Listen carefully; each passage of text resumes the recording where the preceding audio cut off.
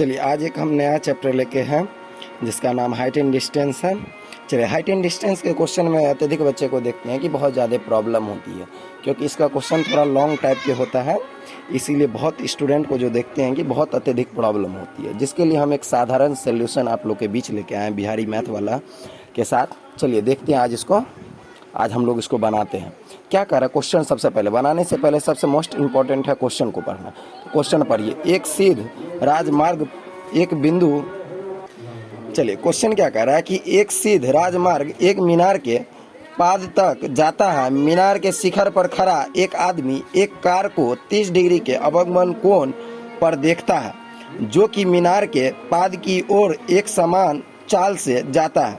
6 second बाद car का अवगमन कोण 60 डिग्री हो गया। इस बिंदु से मीनार के पाद तक पहुंचने में कार द्वारा लिया गया समय ज्ञात कीजिए। चलिए इस क्वेश्चन को बनाने से पहले हम लोग को इसका फिगर समझना पड़ेगा। क्या कर रहा है कि सबसे पहले तो एक मीनार है, ठीक है। तो सबसे पहले हम लोग क्या करते हैं, एक मीनार को पारते हैं।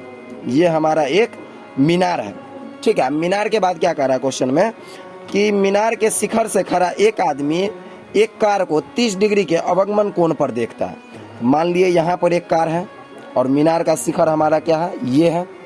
तो यहाँ से एक आदमी क्या कर रहा है, इस पे यहाँ से इस कार को देख रहा है। क्या कर रहा है, देख रहा है, जो कि मीनार के पाद की ओर एक समान चाल से जाता है। 6 सेकंड बाद कार का अवगमन कोण 60 डिग्री हो जाता है।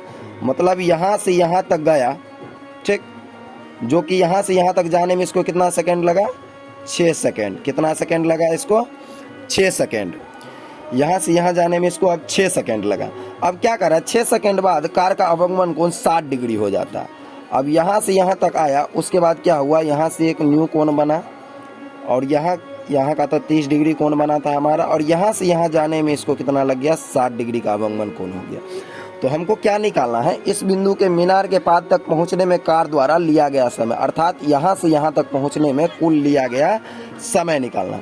तो ये हमारा ए बिंदु, ये हमारा बी बिंदु, ये हमारा सी बिंदु और ये लास्ट में हमारा डी बिंदु है, ठीक है।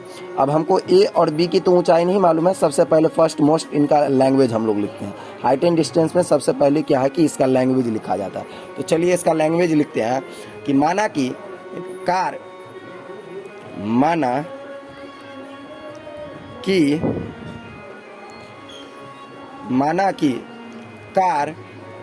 को बिंदु सी से मीनार के पाद बी तक पहुंचने में x सेकेंड लगता है। कितना सेकेंड लगता है, x सेकेंड लगता है।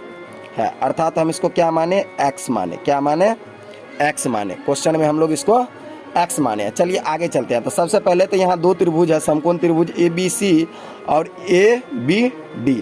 तो सबसे पहले पहला त्रिभुज में हम लोग, चलिए पहला समकोण त्रिभुज ABC में चलते हैं। तो लिखेंगे यहाँ समकोण त्रिभुज ABC में, किसमें, समकोण त्रिभुज ABC में।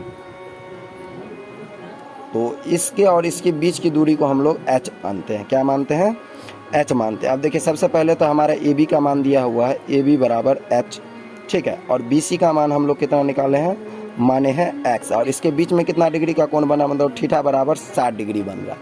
क्या बन रहा है, 60 डिग्री। तो देखिए ये क्या हो गया, P है और ये क्या हो गया, B है। हमको सबसे पहले तो इसका मान निकालना है। तो ये क्या हो गया, P/B। तो P/B किसका होता है, तो tan का होता है। tan कितना थीटा का मान है, 60 डिग्री।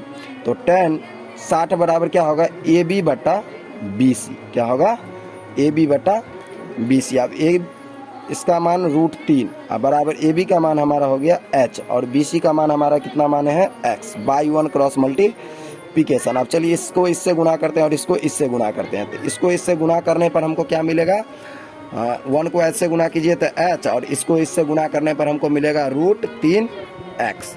चलिए इतना तो हमारा हो गया। अब उससे आगे हमारा ये पहला समकोण त्रिभुज, इसको हम समीकरण 1 मान लेते हैं। कितना मान लेते हैं, समीकरण 1। अब हम लोग दूसरे पार्ट में चलते हैं। यहाँ पर चलिए बना देते हैं, आप लोग ध्यान से टेक केयर करके समझिएगा। ताकि एक ही पेज में क्लियर हो जाए। चलिए अब दूसरा त्रिभुज हम लोग का क्या है, समकोण त्रिभुज ए बी डी में, समकोण त्रिभुज ए बी डी में। तो सबसे पहले इसमें भी हम लोग तो जानते हैं कि ए बी का मान हम लोग पहले भी एच रख चुके हैं, लेकिन बी डी का मान देखिए मोस्ट इंपॉर्टेंट है यहाँ बी डी का मान। बी डी के मान में क्या है कि इतना और इतना बीच की दूरी 6 सेकेंड है और यहाँ पर इसका दूरी हम लोग x सेकेंड माने, इसको तो हमको 6 + x सेकेंड मानना पड़ेगा, 6 + x सेकेंड। अब इसका थीटा का मान कितना दिया हुआ है, 30 डिग्री। कितना डिग्री है, 30 डिग्री। तो इसमें भी हमको ये तो मान निकालना है और ये मान निकालना है, तो इसमें भी क्या निकलेगा, p/b। तब p/b किसका होता है, तो tan का होता है। तो tan और थीटा का मान कितना डिग्री है, 30 डिग्री। तो tan 30 बराबर AB अब बट्टा BD, तो कुल का दूरी निकालना है BD। तो tan 30 का मान हम लोग जानते हैं कि tan 30 का मान कितना होता है, 1/√3, 1/√3। AB का मान हमारा कितना है h, और BD का मान हम लोग क्या निकाले हैं, 6 + x। अब देखिए यहाँ भी क्रॉस मल्टीप्लिकेशन होगा, इसको इससे गुना करते हैं तो ये 6 + x हो गया और ये हो गया √3h। चलिए अब दूसरे पेज में हम लोग चलते हैं, पहला पेज हम लोग का फुल हो गया है। तो एक बार इस क्वेश्चन को पुनः देख लीजिए आप लोग यहाँ तक।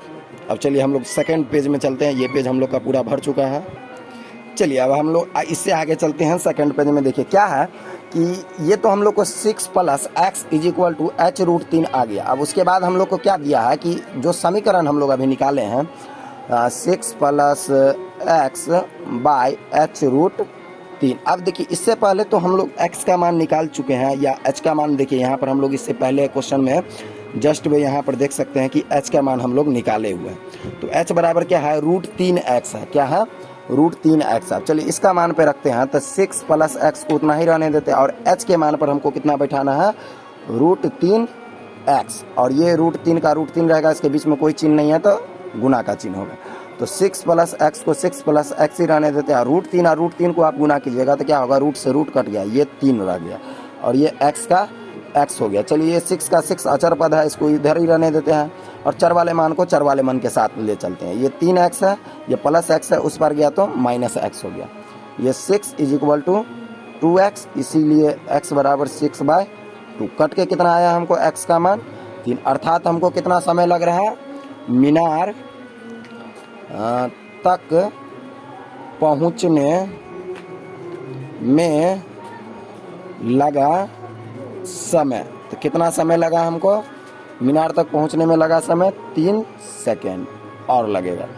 चलिए ये क्वेश्चन तो हम लोग को बन गया। एक बार पुनः आप लोग क्वेश्चन को ध्यान से देख लीजिए ताकि कोई प्रॉब्लम ना हो, और अधिक से अधिक इस क्वेश्चन को बनाने का प्रयास कीजिए। प्रयास से ही हर एक चीज़ संभव है, इसीलिए आप लोग से निवेदन है सभी स्टूडेंट से जो 10th के लिए तैयारी कर रहे हैं बहुत ही अच्छे से, उनको मेरे लिए बहुत ही 2023 की हार्दिक शुभकामनाएं। आप लोग एग्ज़ाम दीजिए और बहुत ही अच्छे नंबर से पास कीजिए। चलिए धन्यवाद। नेक्स्ट चैप्टर में हम लोग मिलते हैं अगले क्वेश्चन के साथ।